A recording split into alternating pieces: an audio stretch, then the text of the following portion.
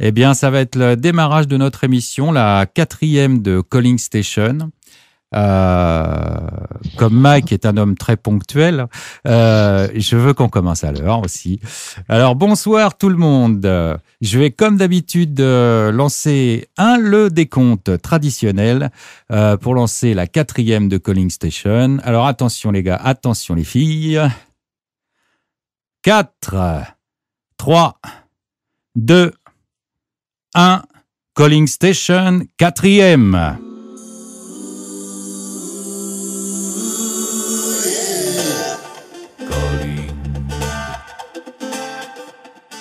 Calling Station.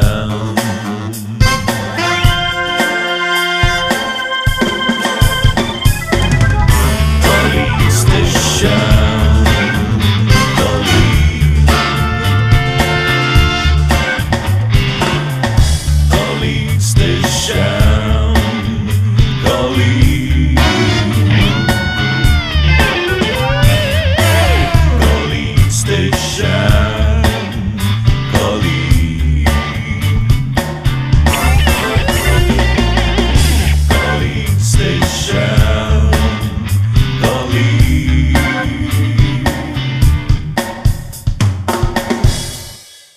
Voilà, Calling Station, c'est parti.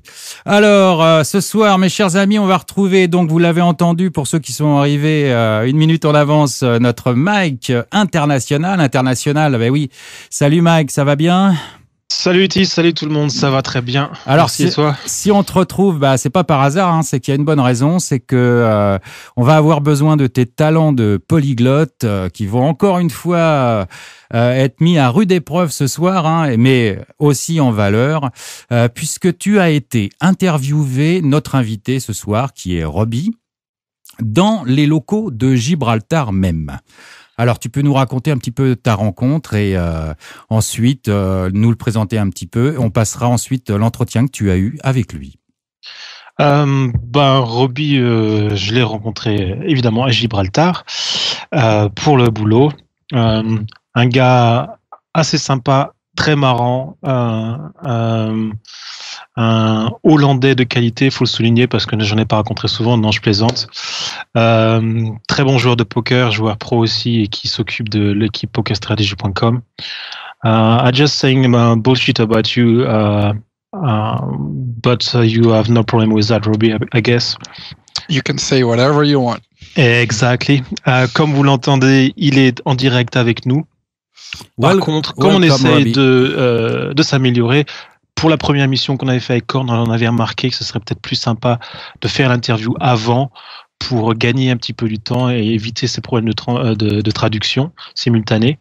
Donc cet après-midi, j'ai eu une petite rencontre avec Robbie. On a je lui ai posé les questions que vous avez posées dans le forum.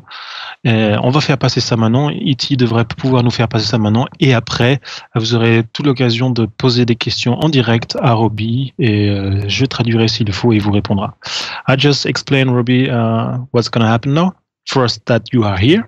We are there.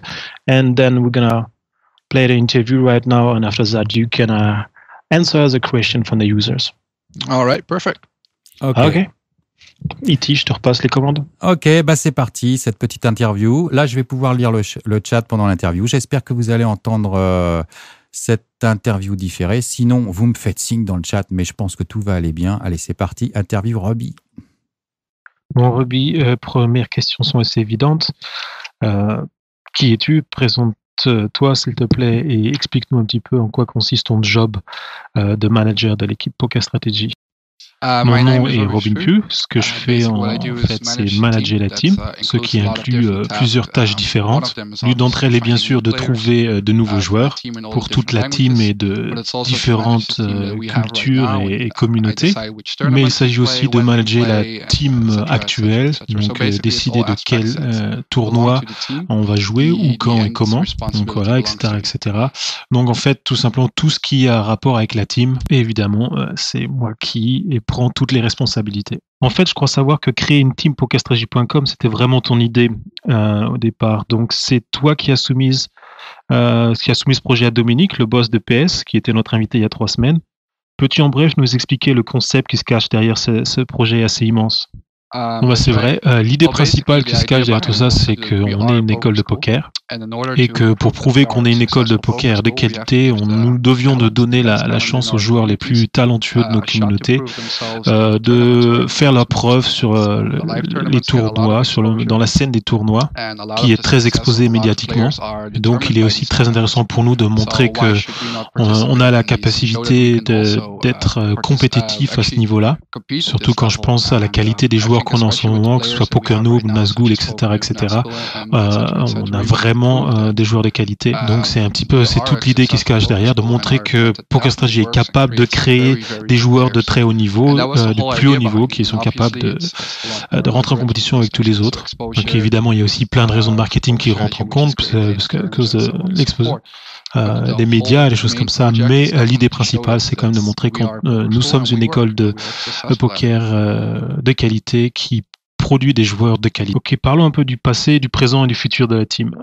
Le meilleur moment pour toi ces derniers mois, où en est la team aujourd'hui et que disent les résultats, que dit Korn aussi, et puis y aura-t-il des changements ou quels sont tes plans le meilleur moment des mois derniers était probablement le High Roller de PokerNoob aux Bahamas, qui était aussi sûrement le moment le plus terrible depuis ces derniers mois, puisqu'il était vraiment très très près de faire un grand cash, puisqu'il avait commencé la table finale en tant que chip leader et le premier prix était au-dessus de $600,000, ce qui aurait été de loin notre plus gros cash pour l'instant. Je crois que pour l'instant le cash le plus important est de 130K fait par Schneebler, aurait donc été vraiment beaucoup plus important, beaucoup plus gros.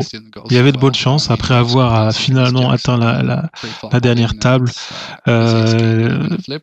Tout s'est pas très bien déroulé.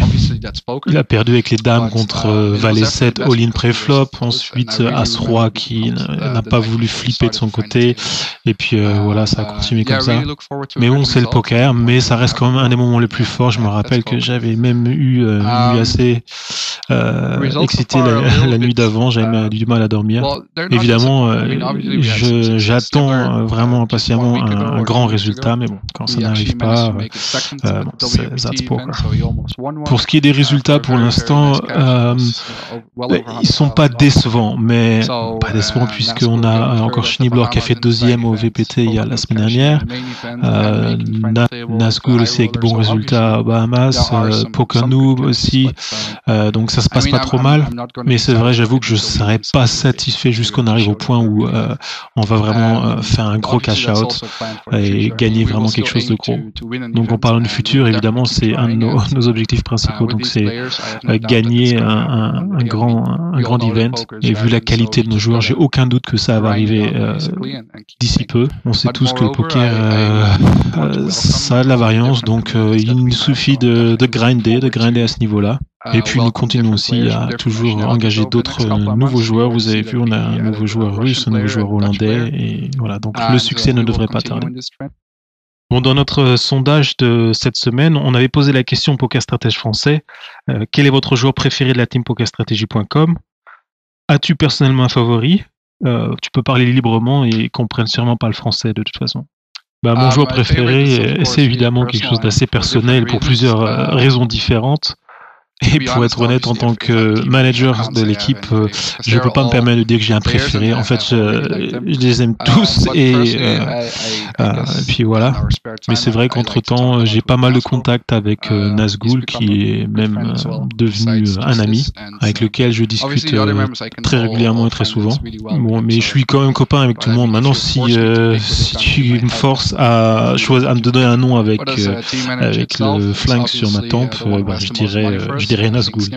D'un autre côté, en tant que manager, évidemment, mon préféré, c'est celui qui gagne le plus d'argent. Et pour l'instant, je crois que c'est Schneebler qui doit être à plus de 130K. Donc voilà, c'est à lui que revient la couronne. Bon, je te donne les résultats du sondage quand même. Schneebler, la 3e place, juste devant la Nazgul, et en premier, loin devant PokerNoob. C'est une surprise pour toi ou tu t'y attendais? C'est pas vraiment une surprise. Je pense que si tu m'avais demandé avant de faire mon pronostic, je crois que je t'aurais donné exactement ça.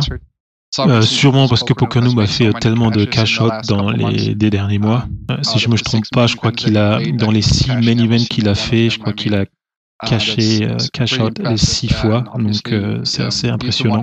C'est un des joueurs qui a le plus de résultats ces derniers temps. Donc, avec les résultats vient la popularité. Donc, c'est pas étonnant là non plus. Nazgûl, pareil, parce qu'en ce moment, c'est le joueur sûrement qui est le deuxième qui a le plus de succès. En plus, il a un côté très sympathique. Il est toujours là pour aider les uns les autres, même les autres joueurs. Donc, ça me surprend pas du tout qu'il soit aussi très populaire. Quant à Schneidler, bon, il n'y a pas grand-chose à dire. C'est carrément une légende, jouant du 1000-2000 en fixe limite ou en perdant presque un demi-million de dollars en jouant du heads-up contre dur, montrant du coup qu'il a vraiment peur de rien. Bon, ça lui donne aussi une certaine marque de respect, donc de popularité. Donc non, je suis pas trop surpris par ces résultats. Donc, puisqu'on parle des joueurs, il y a Falbert qui demandait dans le forum, est-ce que les joueurs de la team ont des crises de starlet? Est-ce que tu dois leur ouvrir leur canette de coca et éplucher leurs bananes? Non, pas vraiment pour l'instant, pas encore. Et si ça leur arrivait, je pense que je les remettrais vite fait à leur place. Mais non, pour l'instant, j'ai pas besoin d'ouvrir les boîtes de coca ou de leur éplucher les bananes. Bon, évidemment, quand ils sont au tournoi et que ça fait quelques heures qu'ils jouent et qu'ils ont faim et qu'ils me demandent d'aller leur chercher quelque chose à manger, j'ai aucun problème avec ça. C'est tout à fait naturel d'ailleurs. Mais non, pour l'instant, pas de starlet, pas de joueurs qui se sont marchés à côté de ces pompes. Ouais, ils sont tous assez réalistes, savent que ce sont juste des joueurs de poker et que jusqu'à présent, ils n'ont aucune raison de se comporter comme des starlets ou des divas. Un autre côté de ton job, c'est le voyage. Donc, tu voyages un petit peu partout dans le monde. C'est plutôt positif ou c'est plutôt négatif? Non, c'est pas toujours positif, mais bon, j'ai la chance, l'opportunité de voir tellement de villes différentes, de voyager dans le monde, et ce, pas seulement pour le plaisir, mais aussi pour le boulot, donc c'est vrai que je peux pas être là et me plaindre en disant, mon Dieu, il faut que j'aille à Paris, il faut que j'aille à Prague, il faut que j'aille aux Bahamas. C'est vraiment pas le genre de choses pour lesquelles on peut vraiment se plaindre. C'est vrai qu'il y a quelques côtés négatifs, on est souvent très fatigué, de voyager d'un event à l'autre, de passer la moitié de son temps dans un hôtel et on tombe dans la routine, check-in ici, check-out là, prendre le taxi, monter dans l'avion, des choses comme ça. Mais en général, c'est un côté de mon job que j'apprécie tout à fait. Pouvoir voyager comme ça, c'est bien, c'est absolument parfait.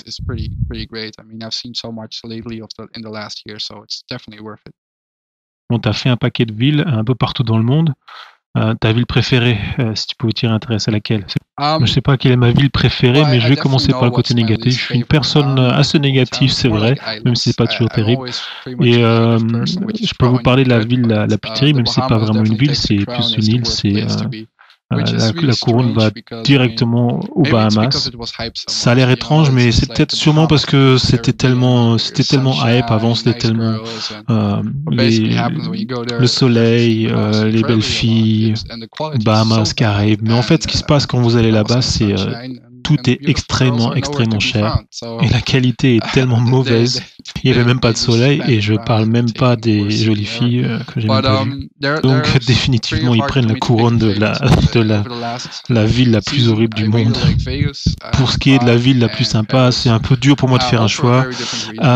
C'est vrai que j'ai bien aimé Vegas, Paris et Prague ces derniers mois.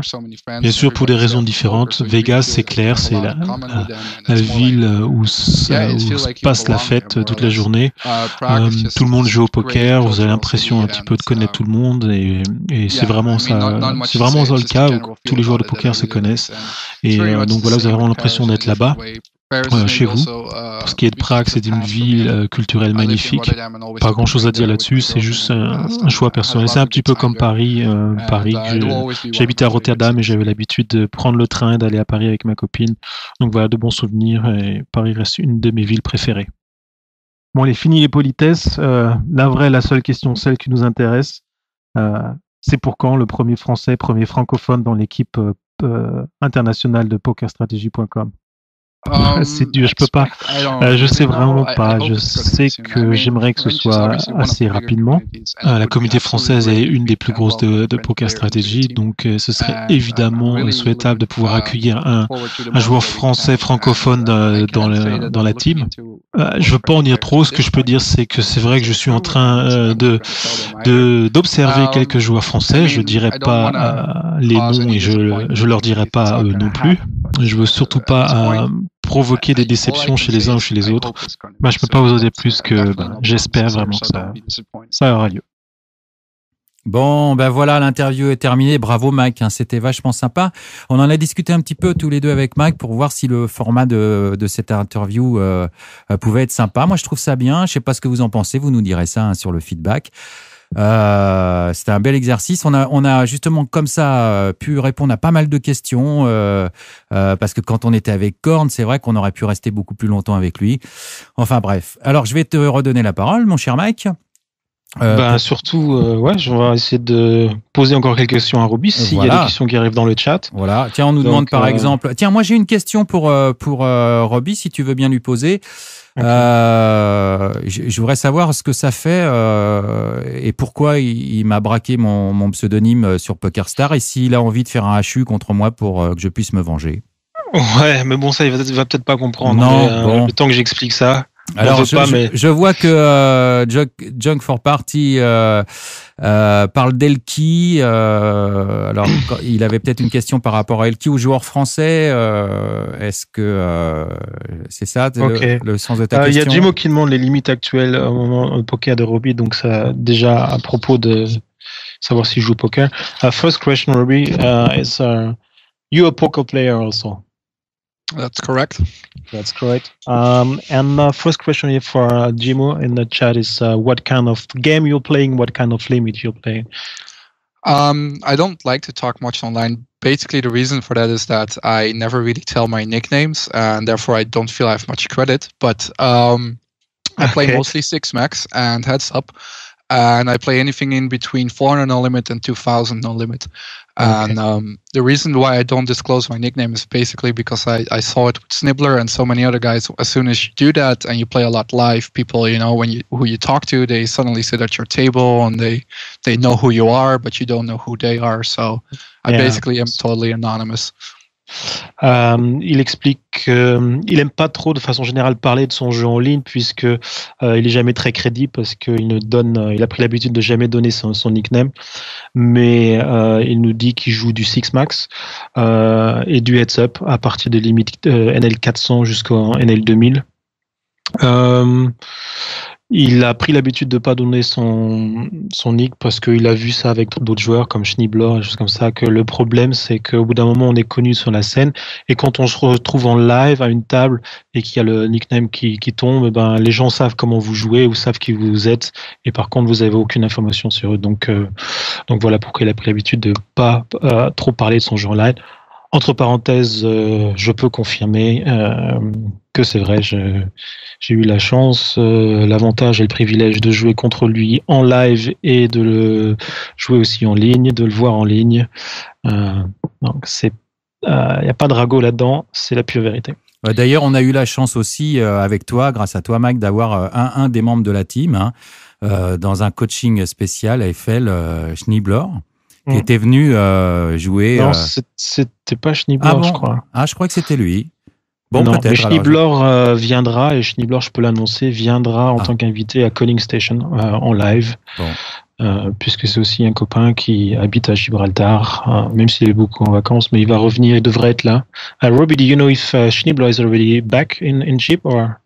At the moment, he's not. He's now in Romania still, then traveling to Italy for Sanremo, which is next week. And then he's going to play EPT Monte Carlo, which is the week after. And maybe then he will come back or go directly to Vegas. So maybe a while. Ok, donc vous l'entendez, Schnibbler est souvent, Simon de son prénom est souvent en vadrouille, donc il est encore à Prague, ensuite il va partir à Sanremo et ensuite il partira à Monte Carlo. La question de savoir s'il reviendra à Gib où il habite officiellement et réellement, ou il ira à Vegas directement. Donc on ne sait pas exactement. Il y avait une question, il y a encore des questions là, sinon moi une chose qui m'intéressait et peut-être qui pourrait intéresser aussi les autres, j'en sais rien, c'est de savoir un petit peu les conditions à remplir pour pouvoir faire partie de la team et puis si en fait qui peut se présenter pour faire partie de la team et où, comment, à qui. Ça me paraît intéressant de lui poser cette question, effectivement. Okay. I had a question personally because as a guy I don't want to ask, probably shy. What kind of expectation you have for someone to join the team, the Poker Strategy team? And well, the first and foremost reason is obviously because I already said as well that Poker Strategy is a poker school where we teach players how to play as winning players, and that's always our goal. And the team is basically the embodiment of the winning player. So that has to be the first condition. You must be able to beat tournaments as good as the EPT. This usually includes that you have to beat the highest tournaments online before you can join the team. And that's just give me a second.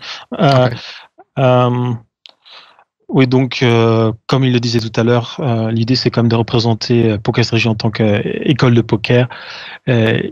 Une condition évidente, c'est d'être un joueur gagnant de poker et d'être capable de battre au moins en ligne les tournois les plus hauts, c'est-à-dire pour pouvoir comparer ça à des tournois de style EPT, donc quelqu'un qui est au niveau des plus hauts, des buy-in les plus hauts en les tournois, un joueur gagnant, c'est au moins une des conditions pour entrer dans la team. Dommage, Pacifica. Fini le beau rêve. Robbie, sorry I interrupted you, but just for a translation, so you again. Right. Well, so first of all, the winning player, and then the second part is we also want our communities to benefit from you being a good player. So you definitely have to be capable of making educational videos that really convey the message and convey your thoughts that will definitely benefit all our community members, or at least if you're from France, the French community members. So you must be able to produce good educational videos as well. Ah, ok. Une autre condition aussi, c'est que tous les joueurs qui font partie de la team, après être de bons joueurs, doivent aussi avoir un certain apport pédagogique pour la communauté, c'est-à-dire qu'ils sont aussi liés à faire des vidéos. Si on parle d'un joueur français, donc ce serait un joueur français capable de faire des vidéos donc de haut niveau pour apporter vraiment un plus à la communauté. Donc c'est aussi une chose très importante quand il choisit ses joueurs. What can we apply? What is the way? If I think I'm good enough to apply, or what I have to do? Do I have to kill someone or to sleep with somebody? Je lui demande, oui, mais bon, comment je fais pour, si je pense que je suis assez bon, comment je fais pour poster pour le job? Est-ce qu'il faut que je tue quelqu'un? Est-ce qu'il faut que je couche avec quelqu'un? I can always give you my bank account number that has proven to be very, very effective. But without a joke, if you feel you're a really good tournament player, because that's basically what it is about, then you can always contact your community manager and tell them that you want to apply for the team and give them solid reasons why you think you should be. So, I mean, no disrespect, but if you're still playing in the lower tournaments online, so let's say $3 to $50, then the team is probably not that interesting for you yet, because we are seriously playing for 5,000 euros, which are basically $7,000 buy-ins. So until you are at the higher regions at online poker, I would not think about it yet. But if you are beating those, definitely, I mean, contact your community manager and tell them that you want to join the team.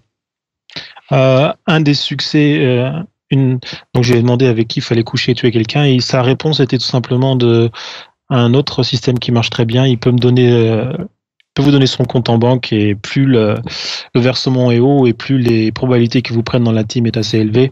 C'était pour répondre en petite blague à ce que j'avais fait de mon côté. D'un côté plus sérieux, si vous sentez le niveau, les capacités et le talent pour faire partie de la team Poker Strategy, n'hésitez pas à contacter votre community manager, votre admin, et à lui faire part de vos ambitions. Évidemment, il le répète, on parle de buy-in qui sont en moyenne de 5 000 euros, $7,000. Donc, il faut déjà être habitué à jouer ces buy-in en ligne. Donc, c'est pas la peine de, sans vouloir être irrespectueux de l'un ou de l'autre, c'est pas la peine de se présenter si vous jouez encore des buy-in en $3 ou $11. Voilà. D'accord. Est-ce qu'il y a d'autres questions ou est-ce qu'on va dire est-ce qu'on va souhaiter une bonne soirée à Robbie? Est-ce que vous avez encore des questions?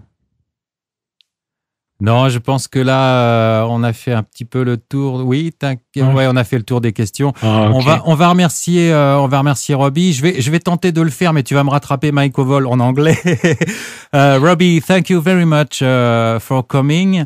I want to ask you for a small thing. I know you speak a very well French. Can you speak a little for a French member, please?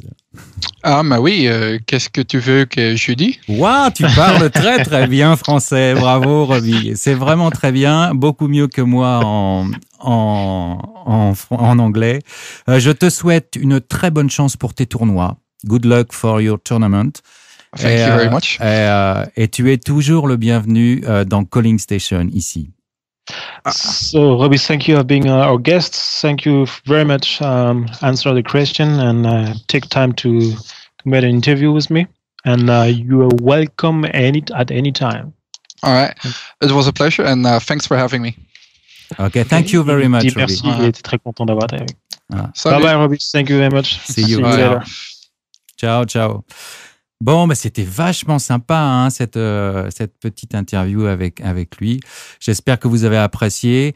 Alors maintenant, on va lancer la deuxième partie de l'émission qui va maintenant être aussi internationale, mais beaucoup plus française quand même. Alors c'est parti. C'est quoi la deuxième partie? Quelqu'un le sait dans le chat là? Alors, est-ce que quelqu'un suit l'émission? On va voir. Yes, c'est Short Ended, c'est parti. Tu veux te faire tailler un Short Ended? Short Ended. Short Ended.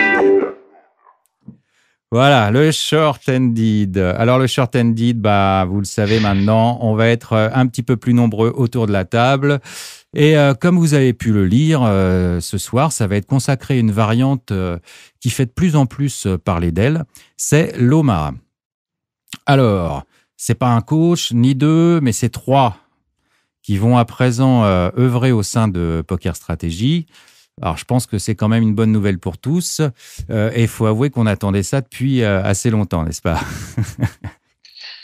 Alors bon, c'est vrai. Je ne répondrai même pas là-dessus. C'est vrai, mais en tout cas, nos efforts sont récompensés puisqu'on a réclamé, et j'en faisais partie, d'avoir des coachs de Omaha. On veut des coachs de Omaha. Puis finalement, nos prières sont exaucées. À partir de ce soir, on peut vous l'annoncer. On les a et en plus autour de nous pour cette émission. Alors, je vais faire un petit tour de table comme d'habitude pour présenter tout le monde. Enfin, je vais vous donner la parole à chacun et vous allez vous présenter vous-même. Hein, vous êtes des grands garçons. Donc, on va commencer par Kojika. Salut. Bonjour. Salut Kojika, tu vas bien? Très bien, et toi? Ouais, très très bien, moi c'est nickel. Alors, tu es belge? Ouais. Je représente la Belgique Pacifica. Oui, mais alors, on peut pas être parfait, Iti. Alors, oui, mais attends, justement. Moi, je me méfie vachement des joueurs de poker, tu sais, hein, parce que là, il est belge, c'est possible. Mais pour savoir s'il bluffe pas, s'il est vraiment belge, moi, j'ai un petit test à lui faire passer. Alors, est-ce que tu es prêt, Kojika? Bon, parce que je te signale que Maxi Pouce, lui, il l'a passé avec succès, hein. C'est le 8. Ah oui, il l'a passé avec succès. Et il n'y aura aucun doute là maintenant sur la belgitude de Maxi Pouce. Donc, je vais brancher mon détecteur de mensonges et tu vas me répéter après moi. Attention, tu es prêt? Je te le dis qu'une fois. Hein. Ouais, vas-y. 8 plus 8 égale 88 888. À toi. 88 888. Wow. Bon, t'as un peu raté le truc, mais il y a quand même de la belgitude. Est-ce que vous pensez qu'il est plus belge que Maxi Pouce ou moins belge? Oh, belge un jour, belge toujours, je crois que entre Maxi et Kojika, c'est pas. Mais laisse-nous parler un peu d'Omaha. Alors attends, tu vois, on va quand même le vérifier. 8 plus 8 égale 88 888. Mais non. Voilà, bon, là, c'est mon étalon, c'est mon maître étalon pour pour vérifier si les gens sont bien belges. Alors bon, t'as quand même bien l'accent, Kojika, ça va. Ah merde. Ouais, non, ça va. Mais par rapport à Maxi, il y a pas photo quand même. Bon, le deuxième invité, ça sera Vincenzo. Bon, t'as été dur là quand même. Moi, je voulais en apprendre un peu plus sur Antoine, mais bon. Eh ben si, mais je vais lui repasser la parole. Okay. On est trois. D'abord pour que les auditeurs identifient un peu le son de chacun. Comme ça, on va pouvoir après repasser à tout le monde la parole. Salut Vincenzo, tu vas bien? Hello. Enfin, oui, je vais très bien. Je pense que tout le monde reconnaît ma douce voix, notamment Kater qui adore celle-ci. Bah alors, tout le monde reconnaît, surtout ceux qui viennent à tes coachings, puisque toi, tu es déjà coach de Sit and Go en alternance avec Hercule, qui est là ce soir. Salut Hercule, et qui a raté malheureusement. J'ai vu dans le chat le générique du début. Quel malheur. Oui, je te comprends. J'aurais pas pu supporter personnellement, mais bon, voilà. Alors Vincenzo, tu es breton. Effectivement, et fier de l'être en plus. Tu es fier. Et donc, je suis le seul Français parmi ces deux Belges. Je vais essayer de... Ah oui, le troisième est belge aussi. Ah bah je ne savais pas. Monsieur Jolimont est belge, oui. Ah bah on verra après, parce que j'en étais pas avec lui, mais on verra ça. Justement, je vais le vérifier aussi. Alors, alors donc Bryce Paua, toi, alors, hein, c'est ça. Mais bon, t'as quand même un pseudo à consonance italienne. Alors, crêpe ou pizza, faut choisir à un moment, tu vois. Ah, les deux. C'est mes deux plats préférés. Là, c'est un gros dilemme que tu me poses. Et là, voilà. Mon cœur balance vraiment, tu vois, quoi. En tout cas, moi, je peux te répondre un truc. Si tu avais des origines italiennes, tu ferais sûrement ton café avec un percolator. Voilà. Ok, tu allé la chercher loin, là, je crois que... Ah, mais oui. Mais oui. Les yeux. Je crois que là, Aurélien va pas être content. Exactement. C'est un petit combat qu'on se fait avec Aurélien. À toi maintenant, Aurélien, pour la prochaine. Hein. Moi, j'ai fait mon travail. Et d'ailleurs, je resalue Hercule. Nous, on a aussi des petites conversations sympas de notre passé de judoka ensemble. Et bon, les petites vannes comme ça pour Aurélien. À toi, Aurélien. Voilà. Bon, Vincenzo, pour moi, j'ai regardé un petit peu ses vidéos. C'est un peu le Calimero des Sit and Go. Parce que quand un de ses adversaires push avec des connecteurs assortis à 2 ou 3 gaps, ça le met dans un drôle d'état. Mais finalement, contrairement à ce qu'on a pu entendre avec Johan la dernière fois, si vous avez entendu, qui a complètement tilté sur un don à $5, lui, il a un tilt assez zen. Tu vois. On va essayer d'écouter. 17 suited, alors là c'est vraiment caca quand même. Hein. Il a touché avec 26 suited, il doit être trop mauvais. Ils sont tous les deux mal joués quoi là-dessus. Voilà, vous avez entendu, moi je sais pas, mais oula, d'accord. Un peu rigolé pendant le truc, mais voilà, c'est Vincenzo. Il a 8-7 là. Bon, Vincenzo, moi ça me fait marrer. En tout cas, bon, ce qui compte, c'est qu'il soit gagnant et qu'il soit un bon coach, et ça, on sait qu'il l'est, donc voilà, bon, ça va très bien. Et je vais passer donc au troisième larron que je ne connais pas du tout, qui s'appelle. Donc je vais peut-être le présenter alors. Si tu veux, j'ai une présentation, mais tu vas pouvoir le faire. Je te laisse faire, mais comme tu connais pas, je voulais. Mais je t'en prie, moi, je te laisse la parole. Tout le monde se bat pour présenter. Je te laisse la parole. Je verrai ce que je peux faire après. Vas-y.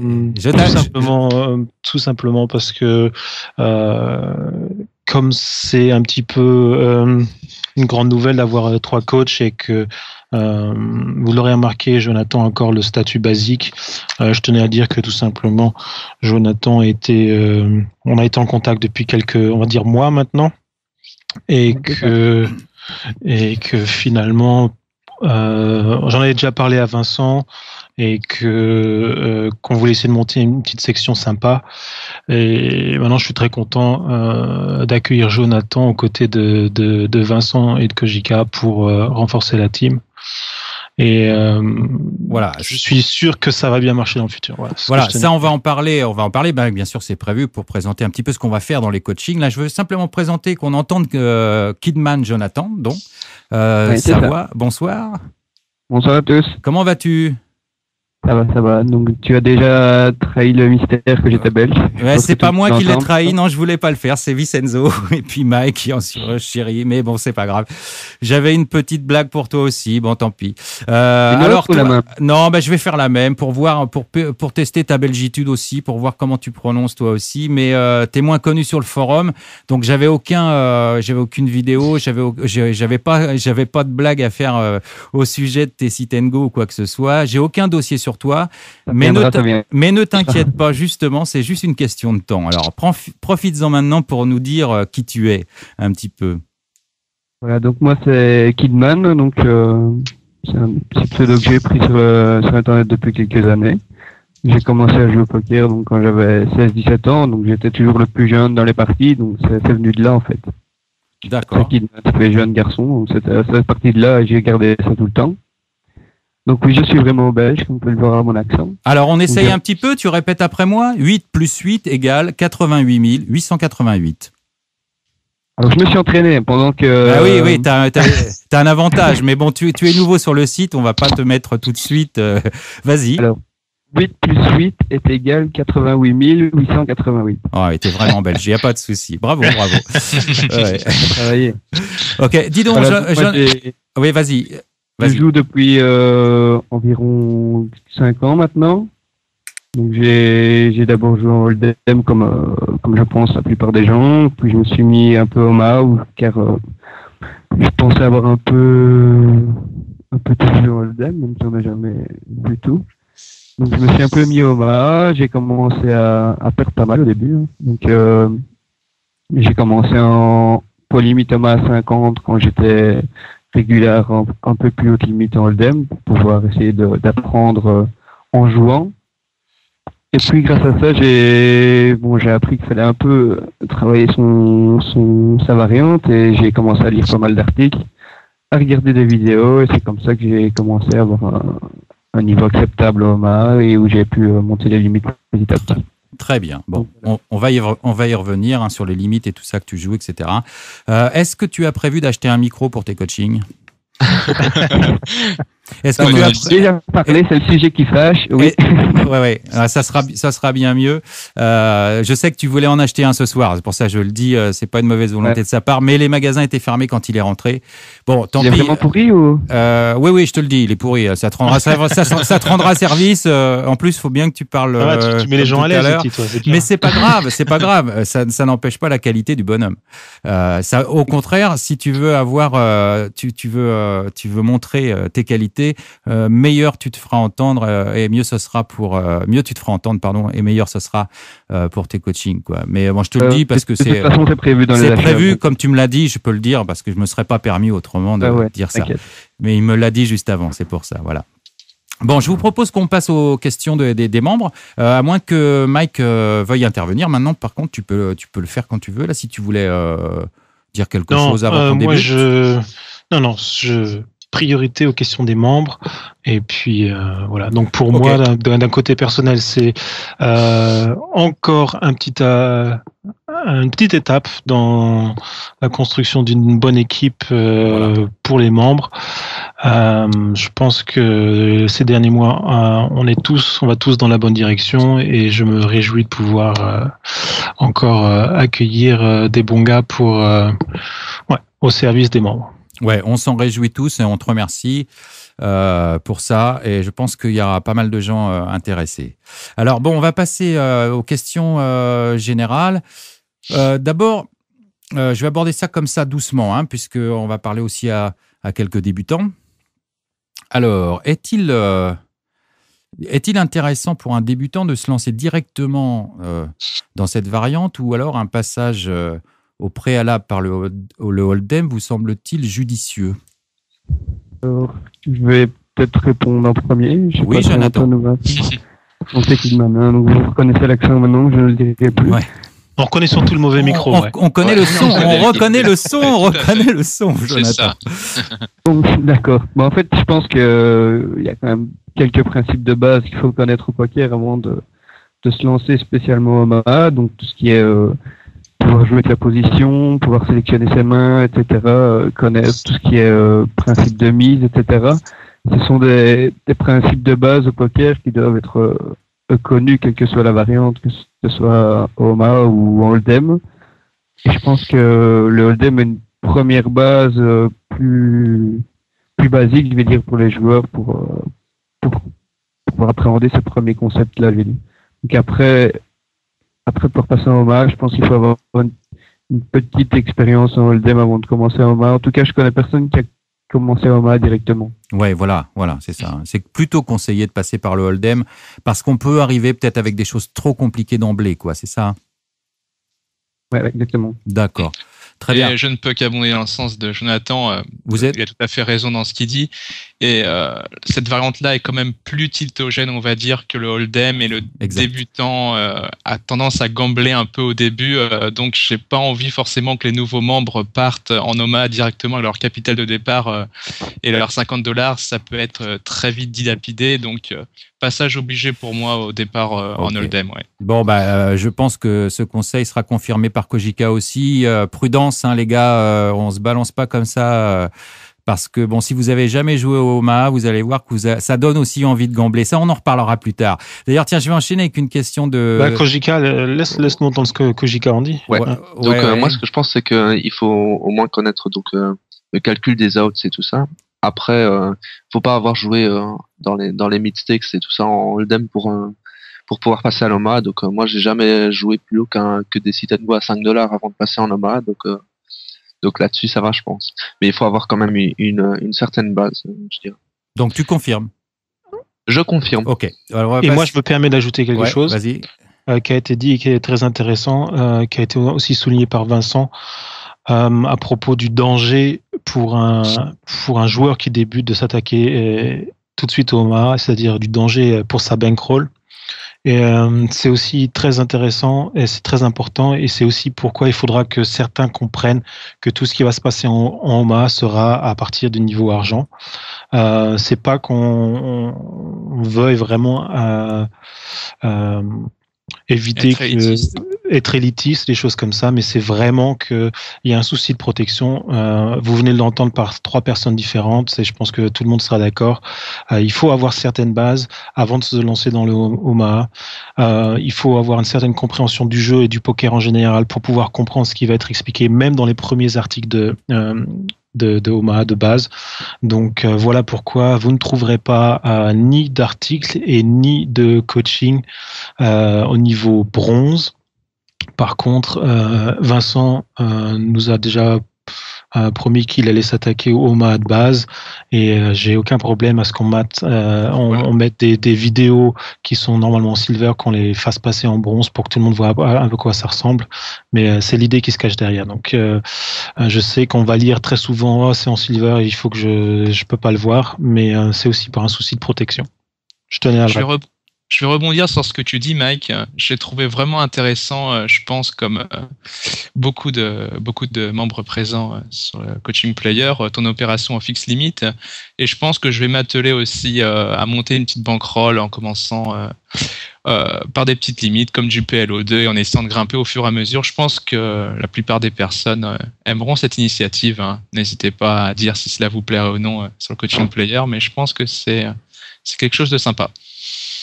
D'accord. Alors, je vais enchaîner avec, c'est un petit peu ce que tu as dit, Vincenzo, tout à l'heure, une question de Ketor. Et c'est vrai qu'on en avait discuté un petit peu avec Ketor sur Skype. Il pose une question simple. Le jeu le plus dégène, c'est No Limit Hold'em, PLO ou PLO 8? Alors, moi, vous allez me répondre. J'ai un petit avis là-dessus. Vous allez me dire si je me trompe, si vous êtes d'accord ou si vous n'êtes pas d'accord. C'est vrai que le Omaha a une image de jeu pour gambleur, hein, surtout pour les gens qui ne connaissent pas bien. Alors, c'est un faux, un tox. Perso, mon avis, c'est que, en tout cas, je vais parler du PLO 8. Pour moi, c'est pas du tout un jeu de dégène, mais au contraire un jeu assez neat même. Hein, ça peut paraître bizarre quand on me connaît parce que c'est vrai que je suis un joueur super loose, mais en PLO 8, moi j'ai une sélection de mains qui est quand même assez stricte. Et d'ailleurs c'est pareil pour le 5 card draw, hein, alors qu'au Hold'em, moi je joue any two, bon ça me pose moins de problèmes. Mais c'est pas forcément le cas du PLO, en revanche. Mais le PLO 8, je trouve ça comme ça. Alors, qu'est-ce que vous avez comme avis là-dessus? Est-ce que l'impression de Keter et de beaucoup de gens que le PLO, c'est un jeu dégène? C'est vrai et c'est pas vrai? Si tu dis dégène, je suppose que tu... C'est pas moi qui dis ça, c'est Keter. Ça c'est aussi dégène à la volatilité, donc au fait qu'il soit beaucoup plus dangereux du Omaha. Je suppose que c'est ça, si j'ai bien compris. Ah, dégène, déjanté, ça veut dire. Hein. Bon, un jeu de déjanté, de gambler, moi je dirais, quoi, pour simplifier. C'est bien ça que tu veux dire, Keter? Disons que ça peut s'appréhender à ça, je vais dire, pour les gens qui connaissent peu en Omaha. Maintenant, il y a beaucoup plus de décisions difficiles à prendre au Omaha de par le fait que déjà il faut pouvoir gérer 4 cartes, ses propres cartes, mais aussi celles des adversaires.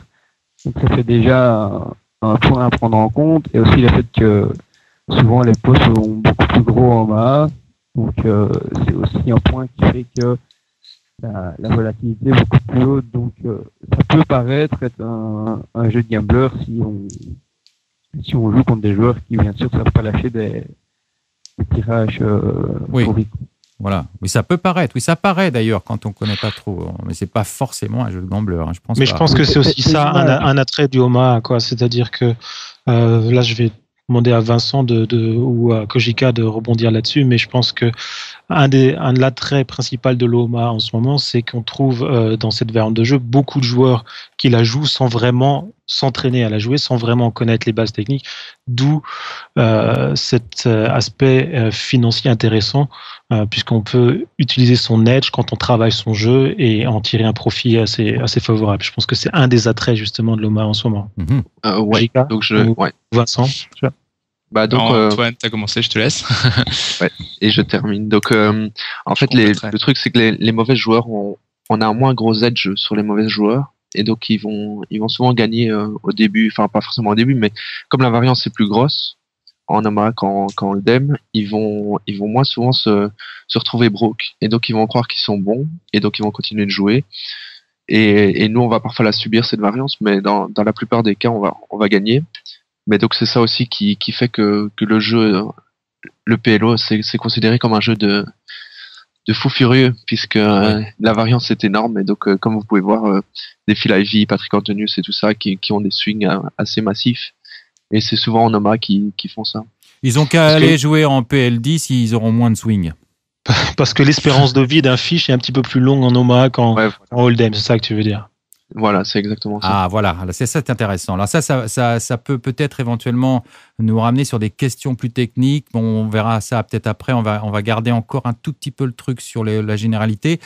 Il y a Fidam mais Vincent avait peut-être quelque chose à dire là-dessus. Par contre, oui, ça attire pas mal de débutants qui aiment déposer un petit billet aussi sur un site pour une petite soirée. Donc, ça part all-in avec tout et rien, très souvent sur des petites limites. Donc il y a quand même un certain edge qu'on peut avoir quand on a vraiment de bonnes bases et quand on a compris les concepts rudimentaires de la variante tout de même.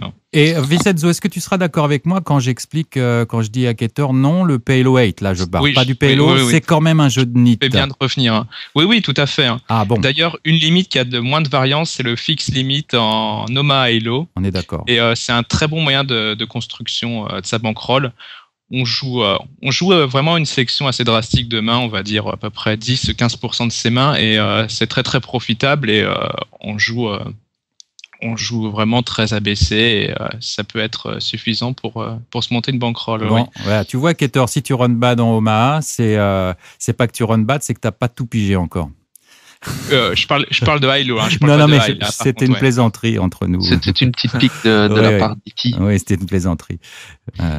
Ouais, vas-y, continue, Vincent, mais c'est bon, je pense que tu as bien répondu de toute façon. Oui, donc je pense que mes deux compères jouent principalement en high, mais moi aussi je joue un peu en high low, donc je ferai des vidéos en high low sur des limites basses et même middle limit, et je jouerai aussi du sit and go en high low, comme il y a pas mal d'edge aussi, comme tu le sais très bien, Iti, puisque tu en joues également. Oui, absolument. J'ai une petite question là dans le chat de et Osmosis, qui est peut-être intéressant puisque toutes les déclinaisons d'Omaha, ILO, il faudrait peut-être les expliquer. D'accord. Puisqu'on est là pour parler d'Omaha, et c'est vrai qu'on part du principe que tout le monde le connaît, mais c'est peut-être pas le cas. Donc je pense que peut-être Vincent. Vincent, vas-y, puisque Vincent, en plus, je le dis à tout le monde, il joue à du PLO et PLO8 et du Hold'em, mais il joue aussi plein d'autres variantes. C'est un gars super complet. Alors, je pense que tu es le mieux placé pour nous expliquer tout ça. D'accord, très bien. Donc le high, donc c'est la force des mains est la même qu'en Hold'em. Hein. On va utiliser 2 de nos cartes par rapport au tableau. Et donc, comme vous le savez, la combinaison la plus forte va gagner. Donc, quinte flush, carré, full. Donc, vous le savez après, par ordre décroissant. Tandis que sur du high-low, le pot va être partagé à 50% entre le high et à 50% entre le low. Donc là, c'est vraiment un jeu où il va falloir essayer de voir les différentes actions, voir où on peut en être en fonction de la main, et on va essayer de sélectionner plutôt des mains en bas, des As-2, As-3, puisque ça va souvent splitter en faveur du bas. Dans 50 à 60% des cas, on va se retrouver avec un lot. Donc les mains en lot, c'est en dessous du 8, hein, toutes les mains comprises entre As et 8. Donc on va devoir former une combinaison avec ces 2 cartes, avec d'autres cartes qui sont comprises entre le As et le 8. Et donc, s'il n'y a pas de cartes qui sont comprises entre le 8, on va ne jouer simplement que pour le high. C'est-à-dire que la main sur le tableau remportera l'intégralité du pot, et le pot ne sera pas scoopé, comme on appelle en Omaha. On appelle ceci en Omaha. Exactement. Voilà. Et aussi dans toutes les variantes high-low, et c'est pour ça qu'on appelle ça aussi 8 or better. Tout à fait, exactement, voilà. Oui. Il y a plusieurs appellations. Ouais. Je continue à lancer les questions, puisque Osmosis pose tout de suite. Les cours seront sur toutes les variantes du Omaha. Je pense que Vincent vient d'y répondre.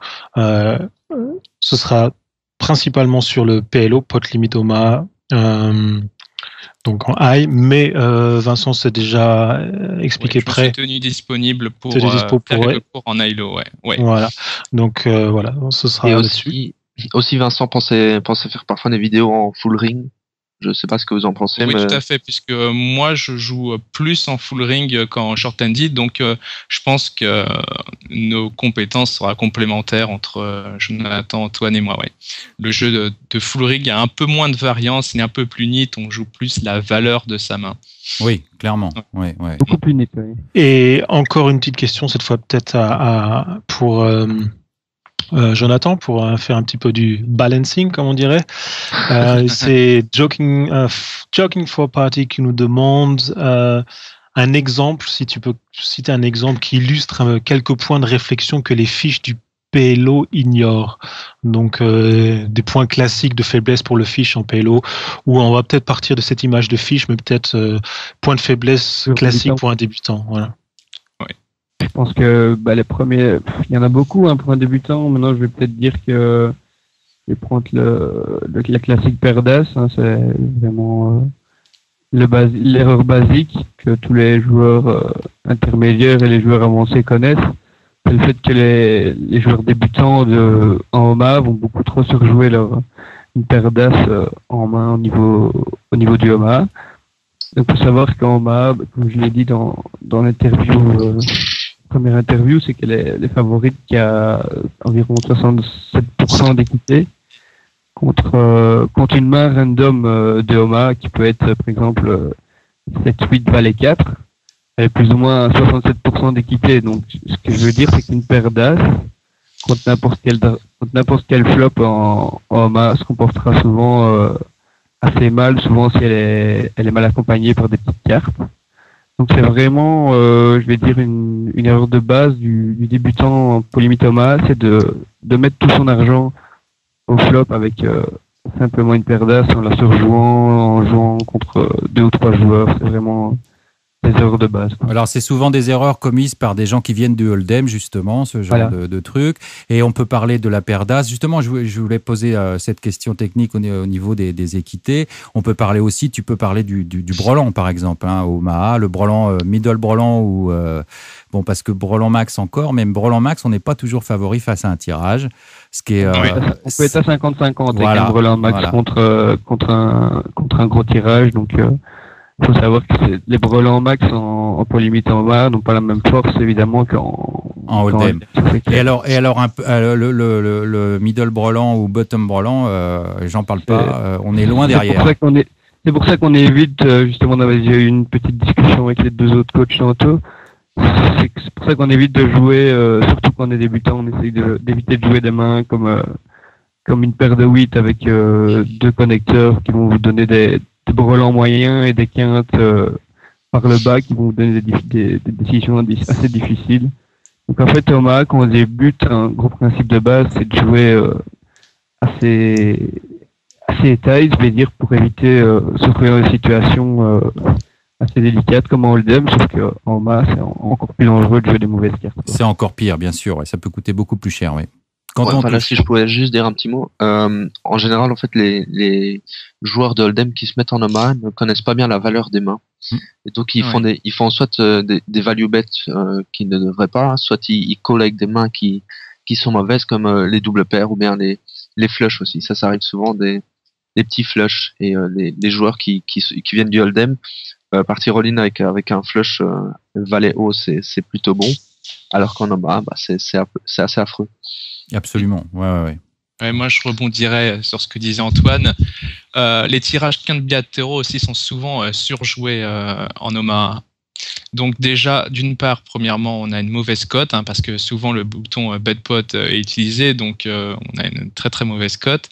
Et souvent, par exemple, on prend un board 9-8 et une blanque totale. Avec valet 10, on pourrait se dire je suis bien là-dessus, mais souvent l'adversaire à côté aura dame, valet 10 et aura un retirage sur la quinte supérieure. Il faut faire très attention au retirage. Ça sera sur quoi j'insisterai volontiers, puisque on va dire que l'Omaha est quand même pour moi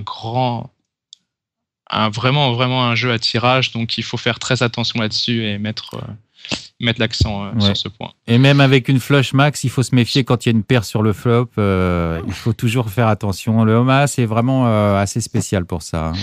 Est-ce que tu as quelque chose de prévu ou est-ce que je peux encore continuer à poser des questions qui apparaissent sur le chat? Non, tu peux. Je vais juste parler. Non, parce qu'on a déjà, j'en avais pas mal de prévus, mais on en a déjà parlé, donc c'est pas mal. Juste un truc peut-être au niveau de la variance. Combien de buy-in conseillés? Est-ce qu'on prend plus de buy-in qu'au Hold'em? Oui, forcément quand même, vu ce qu'on vient de dire. Mais qu'est-ce que vous conseillez, vous les coachs? Et après, je te donne la parole, Mike. Moi, je conseille. Vas-y, Vincent. D'accord, très bien. Moi, pour les petites limites, je peux encore conseiller un BRM de 50 buy-in, ça me semble pas mal. Donc, même du PLO 5, ça paraît pas une grosse limite où on va supporter et éponger une grosse variance. Faut quand même avoir un petit capital pour se lancer dedans. 250, $300, c'est pas du luxe. Et pour de la PLO 10, $500 aussi, ça ira. Mais bon, dès que vous commencez à atteindre les middle stack, on va dire que 65 ou 70 buy-in, c'est assez sympa pour éponger la variance de façon honorable et pas être obligé de redescendre de limite tout de suite. Oui, perdre 10 caves, c'est pas tous les jours, mais c'est assez courant finalement quand même. Faut pas s'étonner. Exactement. Quoi. Ouais, voilà. Clairement. Donc je continue avec les questions. Bien sûr, Mike, vas-y, oui. Apparemment, j'ai raté une de Fidam, sauf peut-être que c'est une. Non, je l'ai pas posée, celle de Fidam. Enfin, il en a posé une sur le truc, mais bon, en fait, on en a parlé un petit peu. Je vais la poser si c'est celle qu'il a mis, en tout cas, sur le topic. Apparemment, ouais. Alors, c'est le développement de la section Omaha. On y a parlé un petit peu, mais on peut la développer encore plus, Mac. Se fera-t-il autour du cash game ou une section de sit and go est-elle également prévue? Je vais me permettre de répondre. Pour l'instant, on est basé sur le cash game. Je pense que tout simplement parce que c'est la spécialité des 3 coachs qui sont présents. Et puis, ouais. Donc je sais pas pour le futur, peut-être que ça viendra, mais pour l'instant c'est ça. Par contre, ce que je peux très bien imaginer, c'est qu'on aille très vite aussi dans la direction. Pour moi, ce que je trouve plus intéressant personnellement que le Omaha en SNG, ce sera du Omaha Heads Up, de développer du content là-dessus. Donc ça peut se faire, ouais. Voilà, en heads up, je pense que c'est plus intéressant parce qu'encore avec tous les joueurs pros que j'ai la chance de pouvoir côtoyer en ce moment et tous les autres, je vois que il y a une certaine direction vers le heads up qui s'agrandit de plus en plus et surtout en Omaha. Donc je peux très bien imaginer qu'on fasse plus dans ce sens. Tu voulais dire autre chose, Vincent ? Non, mais je disais aussi que moi, je viens du sit and go déjà à la base, donc rien ne m'empêche de faire, s'il y a beaucoup de demandes, quelques vidéos en sit and go. Hein. Sachant qu'il y a pas mal d'argent à prendre en sit and go high-low, je pourrais en faire à l'occasion et expliquer les concepts fondamentaux pour bien débuter et être gagnant dans cette variante, quoi. Vincenzo, je te propose un truc là devant tout le monde. Un jour, je vais aller jouer des sit and go en high-low, puis tu feras une session review. Qu'est-ce que t'en penses? Vincenzo, je te propose un truc, refuse. Oh, oui, je sais comment il est dur sur l'homme, hein, puisque j'avais entendu cet épique coaching. Refuse parce que E.T. Non, j'ai parlé en différé. Non, attends, non. En différé, hein. Non, j'ai dit, je lui donne ma end history et puis il fait une session review. Non. Par contre, on peut s'amuser à faire ça, mais. Non, je plaisante. Mais oui. Okay. Ceux qui connaissent mon historique avec E.T. et les coachings d'E.T. comprendront. Et pour les autres, je précise que c'était. Je reviens sur une question de QNS1086, déjà qui a apparemment l'air de s'y connaître un petit peu au Omaha. Donc pour ceux qui ne s'y connaissent pas, qui a lancé le mot wraps.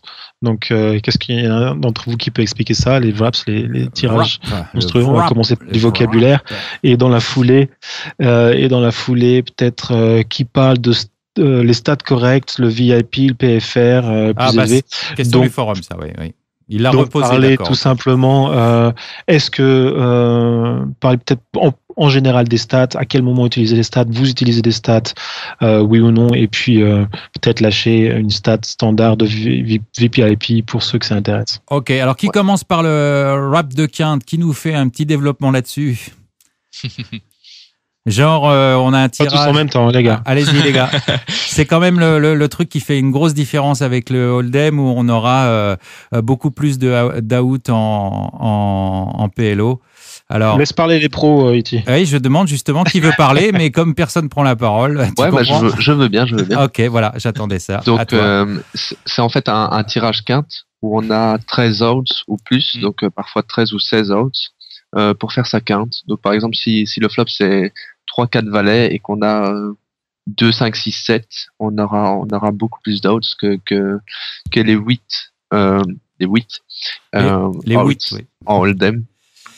Okay. Donc voilà, ça c'est le principe du tirage quinte. Ok. Donc après sur les stats, qui veut prononcer un petit peu sur les stats, VP, user les stats, le nom et puis VP, PFR standard. Ouais, le VP pour moi en short-ended, il est compris entre 20 et 30. Ouais. Et niveau du PFR, on va raiser à peu près 12 à 15% de nos mains.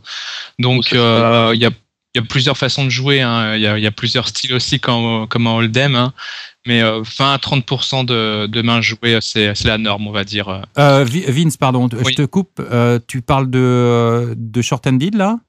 Oui, je parle de short-ended. D'accord, ok, pour préciser. Oui, 20 à 30% de mains, environ le standard, hein, en VPIP, ouais. D'accord. On est comme le hold'em, là, à peu près. Oui, à peu près. Ça dépend qui joue, il dit. Ça dépend. En short-ended, hein. Certains arrivent à être gagnants, même avec... en jouant 40% de leurs mains, mais bon, après, libre à chacun de jouer en fonction de ses compétences post-flop. Il faut pas brûler les étapes non plus, hein, bien sûr. Hein. D'accord. Donc, au départ, je préfère plus m'abstenir et jouer un petit 25% de nos mains, ce qui est quand même plus que le hold'em, hein, puisque les stats moyens d'attaque en hold'em sont sont 19-17, 22-20 à peu près. Ouais. Ah oui, donc, pour un tag. Ouais. Oui, mais je sais que tu n'es pas tag, toi, Iti. Je plaisante. C'est pour Mike. Pour ce qui est d'une façon encore plus générale, je pense un point de Omaha qui peut être aussi intéressant à développer, à présenter vite fait. On développe pas. C'est la position. Je pense que jouer en position Omaha a encore un sens encore plus élevé, je pense, qu'en Hold'em. Je sais pas, je pense que Jonathan, tu peux confirmer ou infirmer ça. C'était la question que je voulais poser justement sur la position. J'ai été plus rapide. Non, mais je voulais enchaîner tranquillement, mais c'est bien, les grands esprits se rencontrent. Eh ben, comme en Hold'em, la position est primordiale, même si elle est encore plus Omaha. Pourquoi guerre? Parce que, comme on l'a dit, premièrement, il va y avoir beaucoup plus de possibilités de combinaison pour vos adversaires. Donc vous allez avoir beaucoup plus de mal à attribuer un panel de mains à vos adversaires.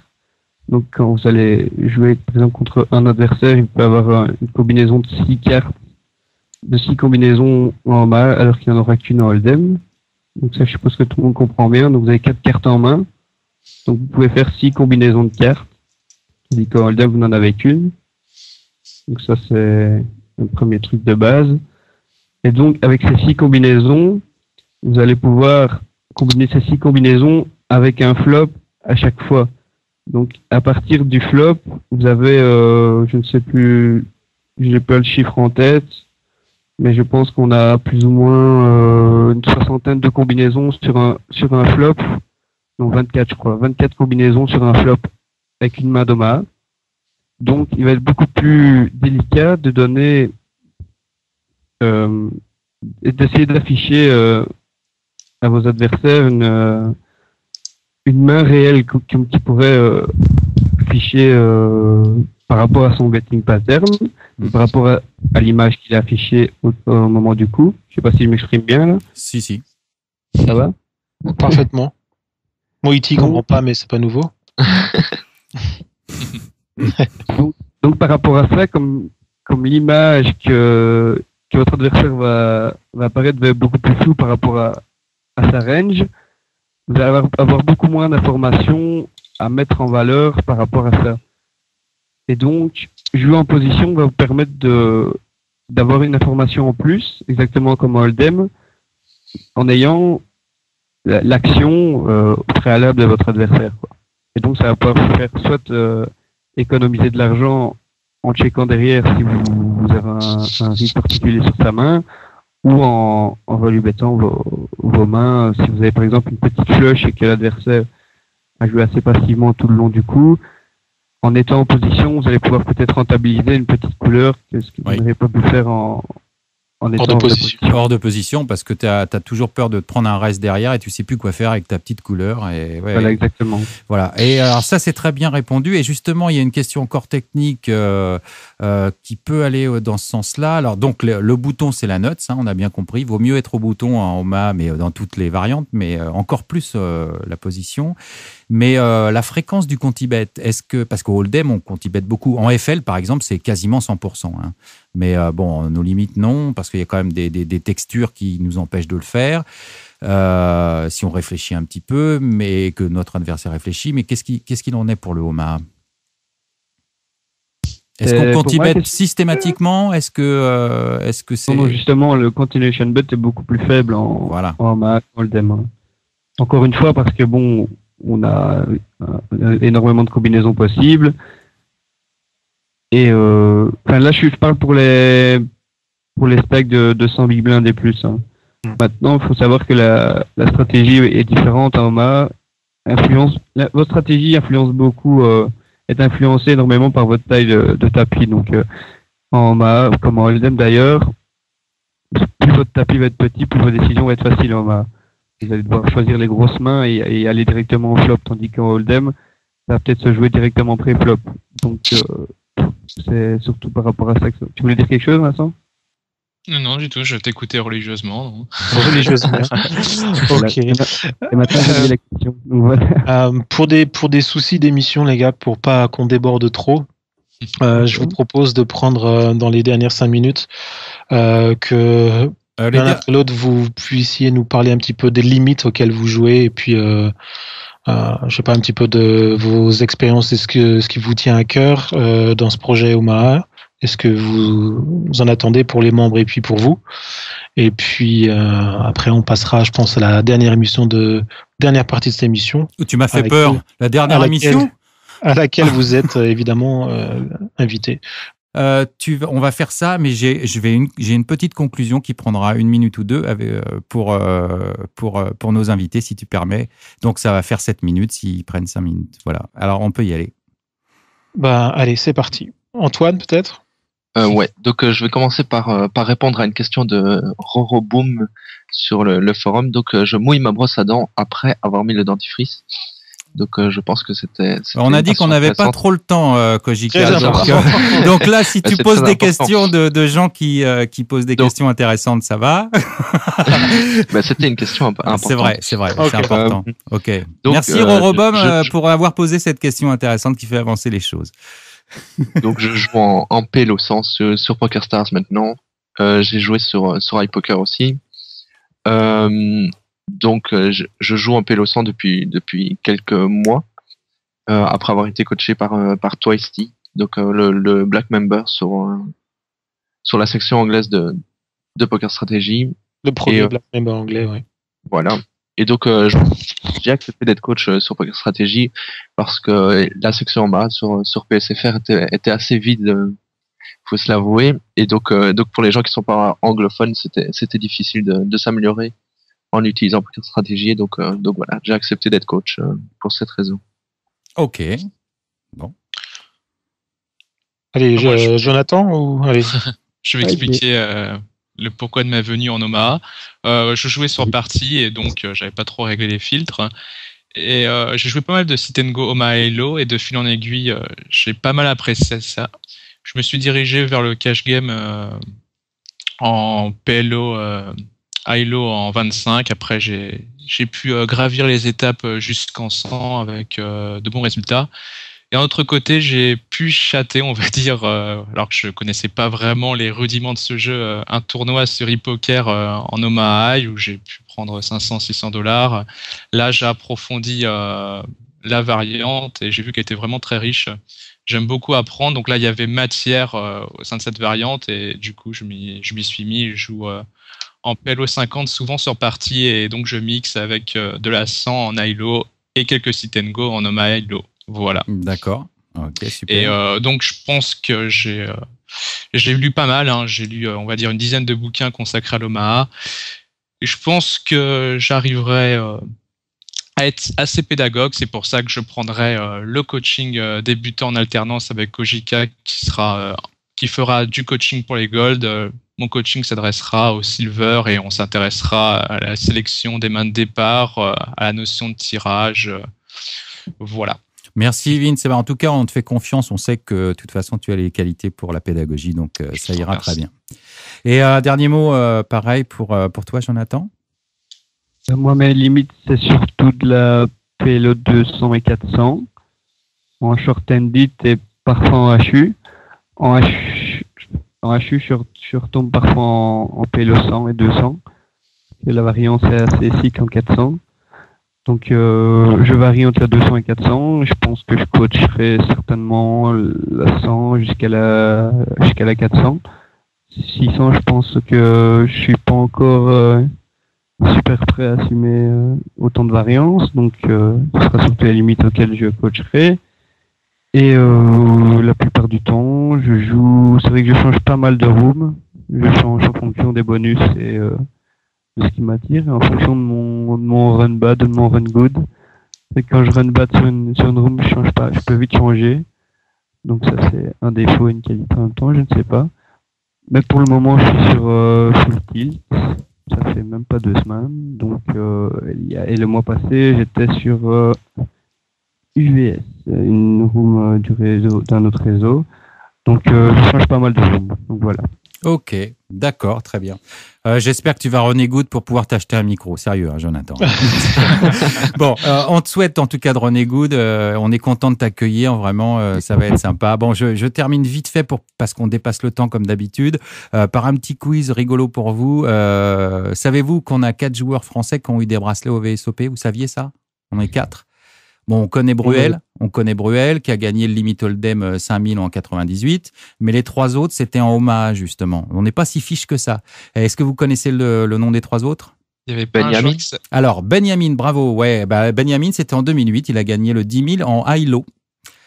Elki aussi, je pense. Non, pas Elki. Non. Il n'y avait pas un certain Claude Lévy, quelque chose non, comme alors, ça. c'est pas loin, c'est Claude Cohen. Bien joué. Ah, bah voilà, ouais. Et alors, lui, il a gagné avant Bruel. C'était en 97. En 97. Voilà, il a gagné le Omaha Limit.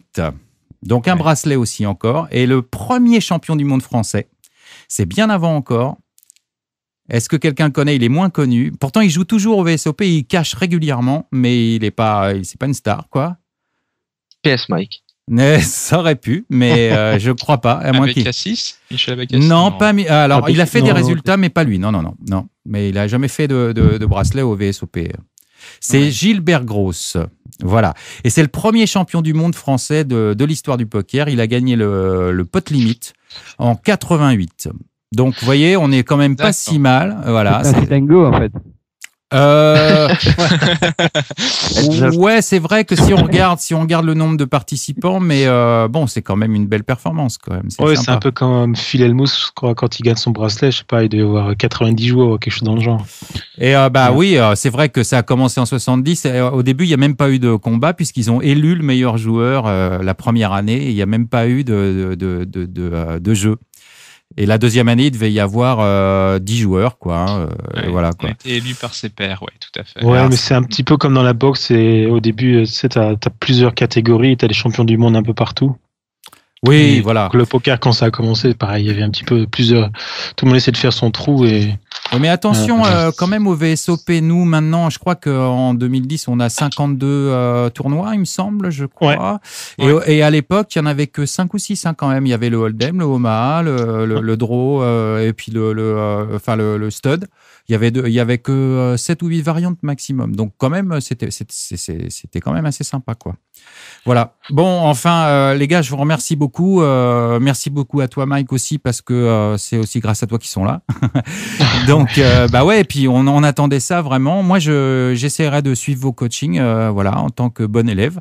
Et puis, c'est promis, hein, Vince, je t'enverrai je ferai des sit and go, puis je t'enverrai des trucs, puis peut-être. Juste une petite chose pour conclure. Je vais faire une vidéo généraliste, on va dire, qui durera sans doute 45-50 minutes sur le même esprit qu'a fait Kaitor sur les MTT. Elle m'avait beaucoup plu et je vais essayer de faire ressortir différents fondamentaux de façon synthétique là-dessus. D'accord. Super. Et juste un petit truc, Mike, tu pourrais peut-être rappeler quand ont lieu les coachings et tout ça. Oui, il va y avoir encore une news et puis il faut encore qu'on en discute puisque faut encore que j'en discute avec Jonathan. On s'était mis d'accord pour le mercredi 21h. Même si dans la première news qui était sortie, j'avais marqué mardi 19h30, mais après on avait changé mercredi 21h. Mais on vous donnera les détails évidemment. A priori, sauf si l'un d'entre vous me contredit maintenant, Vincent ou Antoine, ça reste sur le mercredi 21h, c'est ça, pour la semaine prochaine? Oui, pas de problème. Voilà, donc ce sera ça. Et puis on vous mettra évidemment une petite news et je parlerai encore avec Jonathan pour savoir ce qu'on fait ou quand commence. Ce sera au début en alternance, une semaine sur deux entre Antoine et Vincent, entre Kojika et Vincenzo pour une alternance entre argent et gold. Et puis après avec Jonathan, on verra si on commence un petit peu plus tard, le temps que de voir qui est intéressé par des hautes limites en Omaha pour le coaching, mais en tout cas pour les vidéos, on va commencer tout de suite dès que les producteurs seront prêts. Ok, vous avez entendu, ça veut dire qu'on va quand même passer à la suite de l'émission, et la suite de l'émission, c'est... Trash Talk. Trash Talk. Salut, c'est Trash Talk, les gars. Et Mike, écoute, Trash Talk, t'as lancé un topic là tout à l'heure. Moi, je te propose qu'on Trash Talk les auditeurs. Je sais pas, il y a personne qui nous a répondu.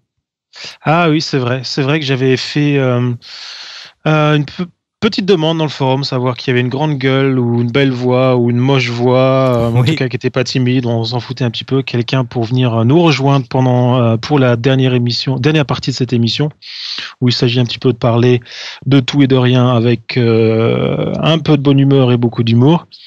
J'avais expliqué que j'aurais bien aimé avoir les Skype de ces gens pour qu'on puisse les inviter sur Skype pour éviter un petit peu les problèmes techniques qu'on a rencontrés les dernières semaines. Problème technique auquel on ne peut rien.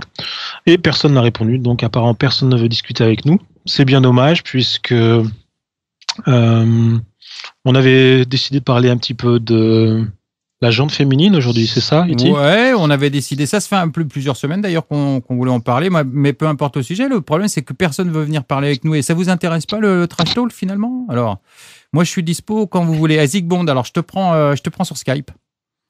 Je t'ajoute sur Skype. Donc, en attendant que Iti rajoute Zigbond sur Skype, évidemment, si Antoine, Vincent et ils restent avec nous, évidemment. Veulent rester avec nous et donner un petit peu leur avis. On avait décidé de parler un petit peu des femmes dans le poker. Et puis, évidemment, ce qui nous intéresse, savoir quelle joueuse de poker avait trouvé la plus sympa. Donc j'espère que ça a marché. On avait préparé un petit lien avec quelques photos. Et puis dites-moi si ça marche. Et puis laissez-nous en parler. Donnez-nous notre avis. On va voir ça. Juste une info, copier-coller le lien parce que sinon vous allez être déconnecté si vous cliquez dessus, vous allez être déconnecté du coaching player. Attention. Oui, c'est sûr. Mais Mike va trop vite, comme d'habitude. Il faut tout lui expliquer, mais après. Donc si ça a l'air de marcher pour moi. Ouais, ça marche. Mais voilà. Si vous êtes sur le coaching player, vous copiez-collez. Sinon, ça risque de vous déconnecter du coaching player. Enfin, vous reviendrez après, mais bon, c'est dommage. Voilà, ça marche nickel. Ok, il y a HTTP, donc ça marche nickel. C'est bon. Bon, alors c'est parti. Alors, on va donner votre avis. Je pense que si tout le monde a ouvert... Zigbond, je t'ai mis sur Skype. Je ne sais pas si tu m'entends. Est-ce qu'il est là, Zigbond ? Je t'ai ajouté une conversation. Zigbond, est-ce que tu es là ? Non, on n'entend pas Zigbond. Bon, on va continuer Zigbond, en attendant qu'il arrive. Trafiquer ça. En attendant, je commence à donner un petit peu mon avis.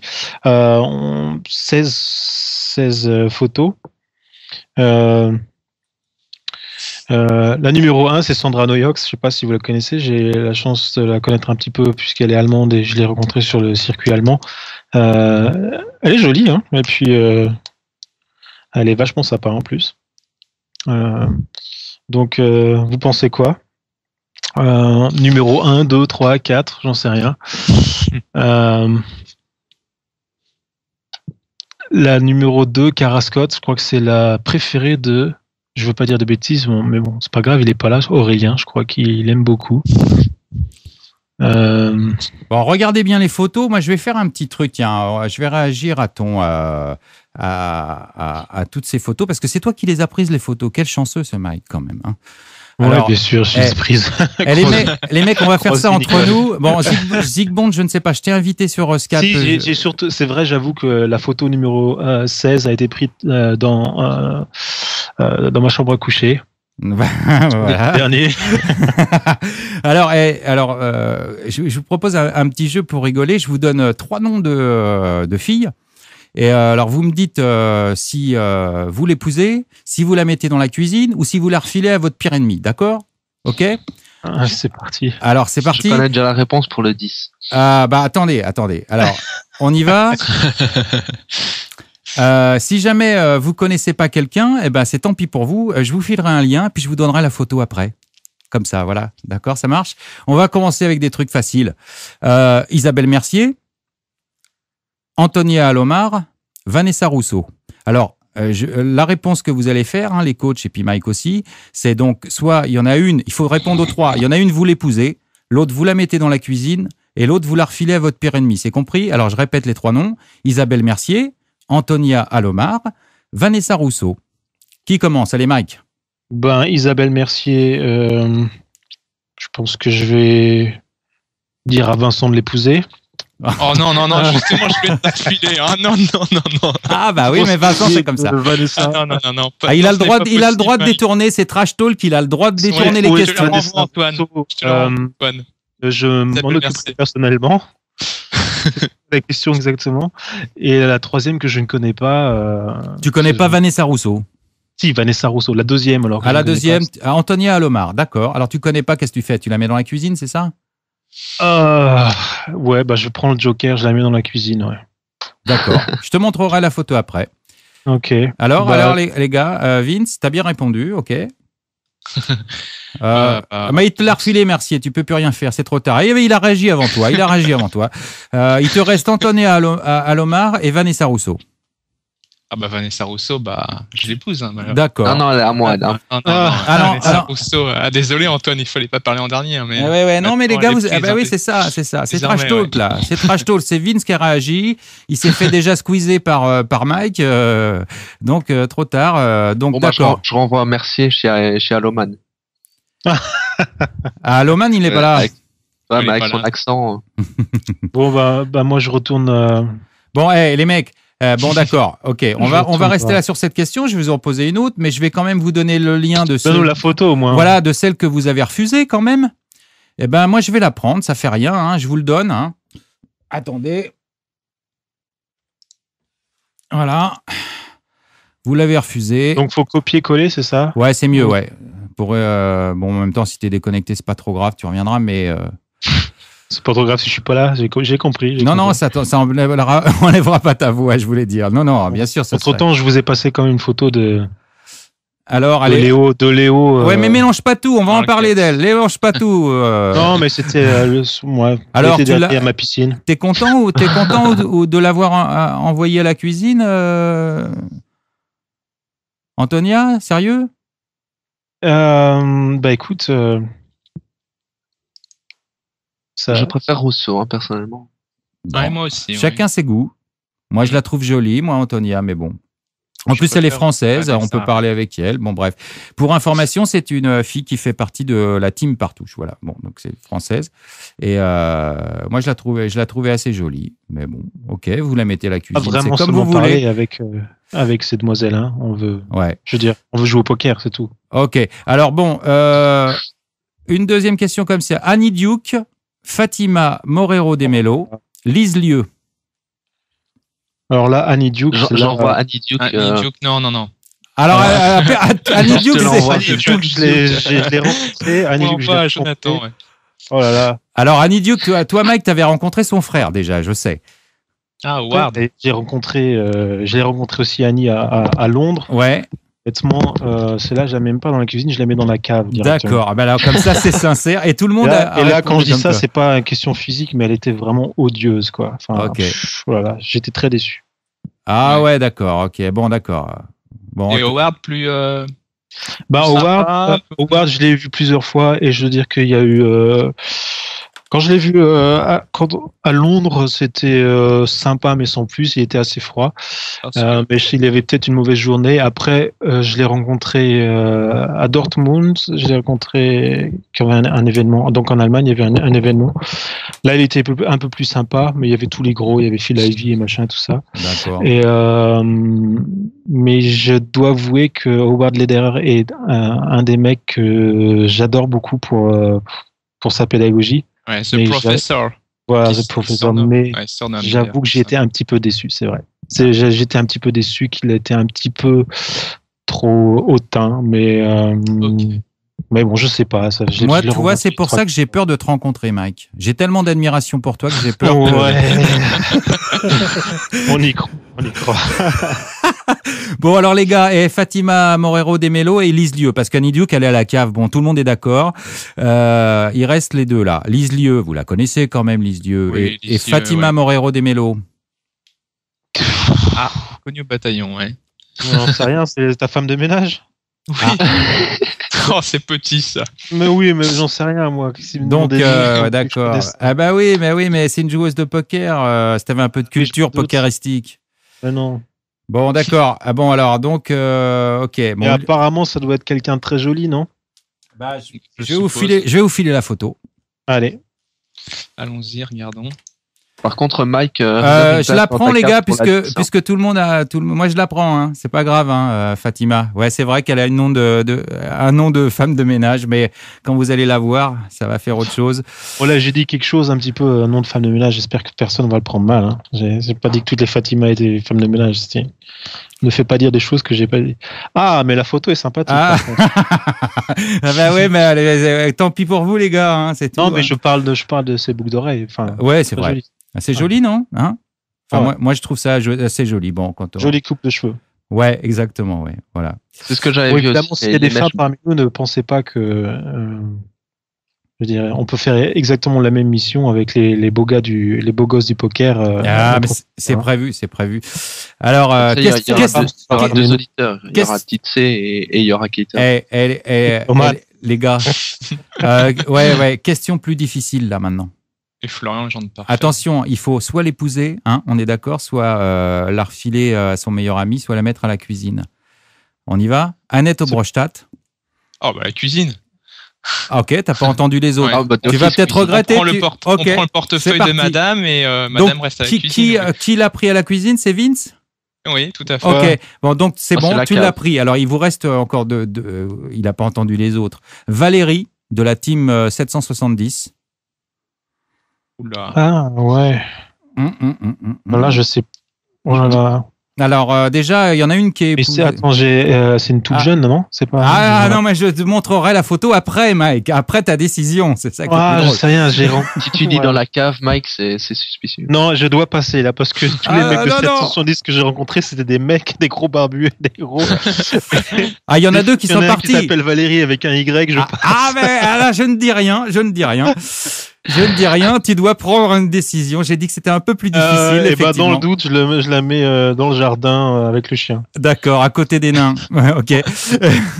Et la troisième, c'est Nikki Kebux Jedlika.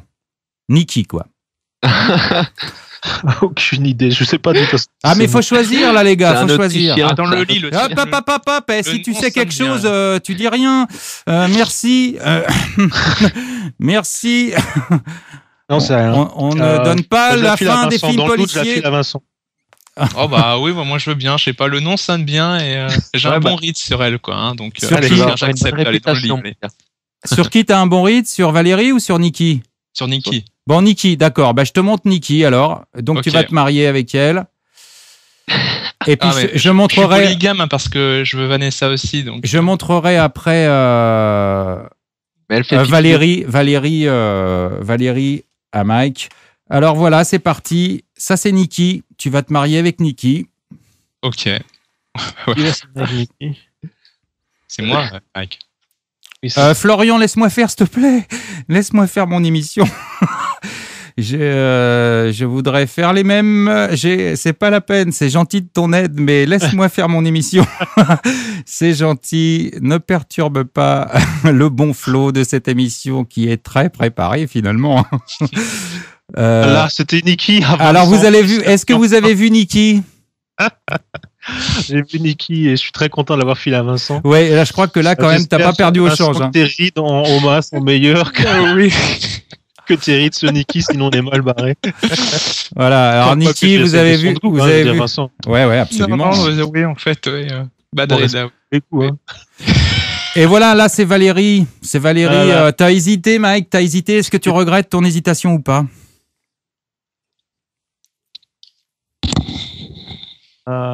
J'ai un problème. Copier-coller, c'est bizarre ça. Tac, ça va pas si vite. Non, mais elle est pas mal. Elle est pas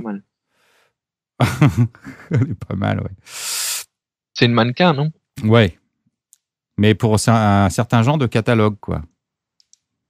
Le but, c'est de trouver des joueurs de poker et pas trouver une actrice. Non, c'est des joueurs qui avaient tenu des cartes dans sa main. Elle est dans la team 770. Elle est dans la team 770. Hein. Sérieux? Ouais, sérieux, ouais. Bah, regarde la photo que regarde la photo que j'ai envoyée.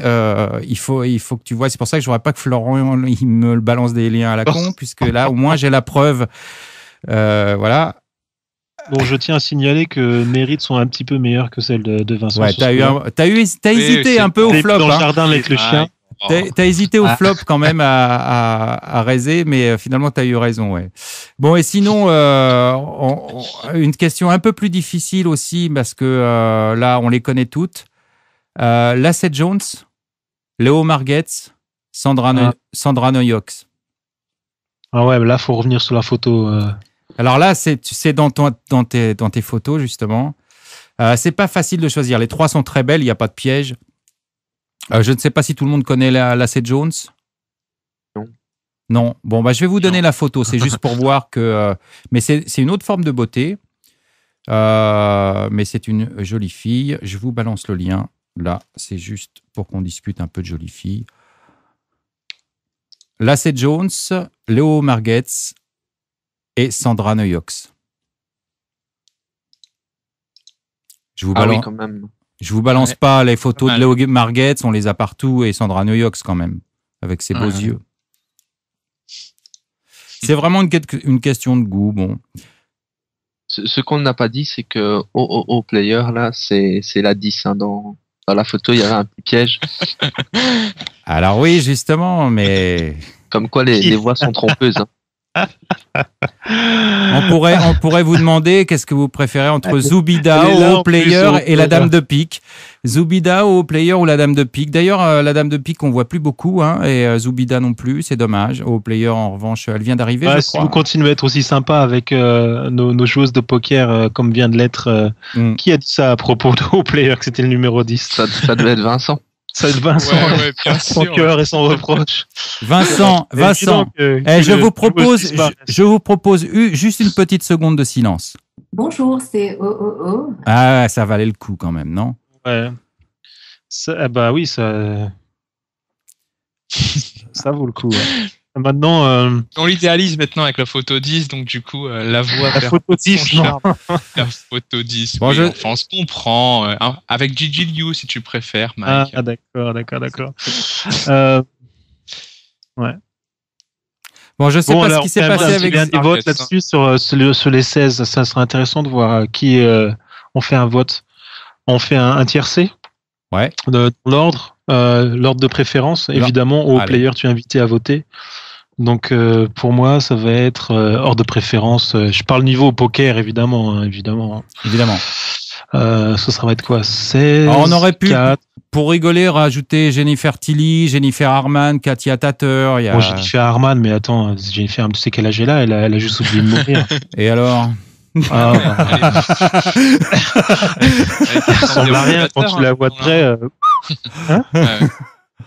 Elle est super maquillée, tout ça. Mais quand tu la vois de près, chaud les marrons. Ah il faudrait pas que tu rencontres Traniello, hein, parce qu'il pourrait t'expliquer le contraire, mais... Ouais. Alors, dans le tiercé, qui est en tête pour l'instant? Qui a donné le tiercé dans l'ordre? Moi, je dis 16. Attends. 16, c'est le number one pour moi. Jolie photo. Vanessa Russo, obvious. Ah ouais, carrément. Ah ouais. 9, 16, 13 pour moi. Dans l'ordre de préférence. La 11 est pas mal, non? Et Léo Margetts, c'est vachement... En fait, elle rend pas très bien en photo quand tu la vois. Du fait qu'elle est super souriante, elle est toute petite, elle est super souriante, sympa. Elle rend pas mal, elle est sympa en fait. Elle a vraiment un sacré aura quand elle est dans une pièce. Tu vois, les mecs, ils étaient tous là. Hop. Et je travaille. Je la travaille pas encore, mais je travaille le coup d'essayer d'avoir Léo Margetts en live dans Calling Station. Donc, ça c'est chouette ça. Ah ouais, là. Ça, depuis que j'ai découvert qu'elle parlait français. Aïe, on va plus se tenir, Mike. On va voir ça. Le ban automatique pour Alloman. Oh il peut, et c'est déjà fait. Trop tard. Et j'ai du mal à mettre le troisième. Hein. 16 pour le premier, 4 le deuxième, et puis personne prend le 16 en premier, mais là, je dois avoir des goûts bizarres, moi. Oh chacun. Non, c'est quand même c'est mon deuxième. Attends, c'est ouais, mais elle n'est pas sur une table de poker. Non. Cara Scott, ouais. Ouais, mais t'as qu'à prendre le 17, c'est la même si tu veux. Là, elle est sur une table de poker. Oui, je le sais bien. Bon, allez, les mecs, maniez-vous parce qu'on va finir maintenant là. Hein. Allez, on va finir. Alors, allez, la 11. La 11. 16, 4, 11, parce qu'elle a l'air naturelle. Allez. Bon, maintenant, vous pouvez prendre les chiffres pour votre futur tiercé dimanche prochain. On sait jamais si vous avez une âme, voilà, une âme gambleuse. Plutôt qu'elle ait pensé que le Homa est juste un jeu de gambleur, essayez le 2-5-7, le 2-11, on sait pas quoi, le 2-11-4 ou le 16-4-11. Peut-être que ça sera gagnant au PMU, j'en sais rien. Est-ce qu'on demande à Player pour se faire pardonner? Est-ce qu'on lui demande s'il veut qu'on fasse une émission sur les beaux gosses du poker une prochaine fois? On lui demande. Tu es là, tu peux répondre dans le chat. Mais seulement si elle vient parler en audio. Hein. Elle est pour. Ok, cool. Tu viendras nous donner ton tiercé dans l'ordre en audio. Oui, par contre, il faudra que tu nous donnes nombre d'auditeurs 4, puisque. Excellent, Picsou. Non, on peut faire autrement. On peut envoyer les photos des users et puis c'est Player qui fait le juge. Ah ouais, ça peut nous enverra une pause puisque. Ah bah oui, pourquoi pas, puisque on lui a envoyé sa voix. Ouais, ça peut être marrant. Je sais pas s'ils vont être d'accord, les users, mais en tout cas, les mecs, vous allez être jugés par une fille. On en trouvera bien 17. Ouais. Moi, je suis d'accord avec ça. Hercule, ça doit rester en privé. Alors, c'est fier de Hercule. Bon, je l'ai fait. Hercule est beau. Hercule est beau, excellent. Excellent. Et alors, moi, je suis complètement d'accord. Alors, on est en direct. Tu promets, on fait un truc. J'organiserai ça avec Mag. On fera un truc comme ça, mais pour les mecs, avec des photos de mecs, et c'est toi qui viendras faire le juge de paix finalement. Est-ce que tu seras d'accord pour venir avec nous parler? Je te prendrai sur Skype en conférence. T'es OK? T'es OK, dis-moi oui. Azerty 13 a l'air très emballé par cette histoire aussi. Qui est emballé? Azerty 13. Bon. Ah voilà, elle répond plus, tu vois. Non, mais elle est d'accord, ouais. Votez oui, je veux bien. Oui, donc elle veut pas trop venir parler. Elle est un petit peu timide. Voilà, elle est timide, ok. Mais c'est peut-être de notre faute parce que. Bien sûr, parce qu'on l'a, on la titille un peu, mais c'est gentil, tu le sais très bien. Voilà. Bon, maintenant, écoutez les gars. Ouais, on est obligé. Voilà. Bon, c'est la fin de Maxi Pouce. Non, c'est la fin. On a dit. Alors, Max. La bonne blague. Voilà, bon, puisque vous y tenez, on va quand même lui faire honneur à Maxi. Par contre, on ne devrait pas lui faire honneur parce que c'est vrai que son striptease, on l'attend toujours. C'est pas réglo, Maxi. Ah oui, non, ça c'est pas réglo, ça. C'est pas réglo du tout. Ça vient d'un petit side bet là de.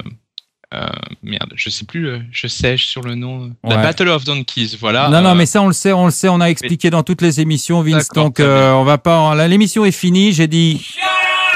Tu te tais. Je suis désolé, je veux pas te couper personnellement, mais c'est fini et c'est vrai que on l'a rappelé. Tous ceux qui ont écouté les podcasts, on l'a rappelé à chaque émission et on le rappellera encore et je le kickerai encore une fois quand il reviendra. Donc, pour éviter que Mike s'endorme, je vais lancer maintenant le jingle de fin de cette Calling Station numéro 4. Jingle de fin. Ciao, merci beaucoup à tous d'être venus. Merci à tout le monde. Ciao, voilà. Bye bye. Merci aux invités et merci aux auditeurs. À bientôt et j'espère à jeudi soir prochain. Ciao. Calling Station. Calling Station. Calling Station.